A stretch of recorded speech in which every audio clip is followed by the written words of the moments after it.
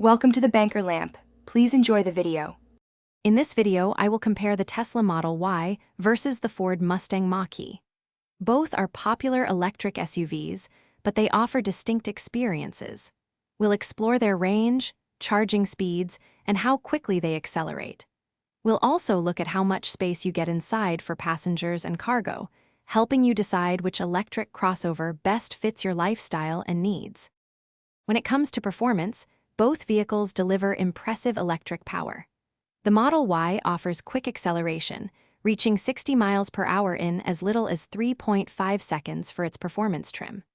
The Mach-E GT also boasts strong acceleration, with some versions hitting 60 in 3.6 seconds.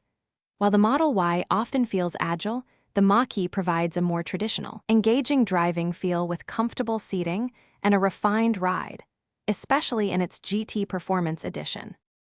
Inside, the Model Y features a minimalist cabin dominated by a large central touchscreen, integrating most controls.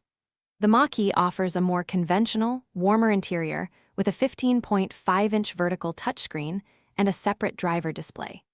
While Tesla's infotainment is praised for seamless performance, the Mach-E includes Apple CarPlay and a 360-degree camera for easier parking. The Model Y generally offers more cargo space, including a larger front trunk and an optional third row.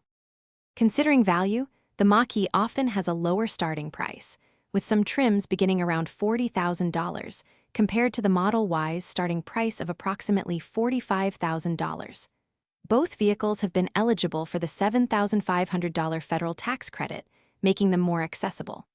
The Model Y generally holds its resale value slightly better. Ultimately, your choice depends on prioritizing raw performance, advanced tech, or a more traditional driving experience. Check the description for a link to these leak-proof containers and other great deals. Thanks for watching. If this was helpful, leave a like and consider subscribing. See you next time.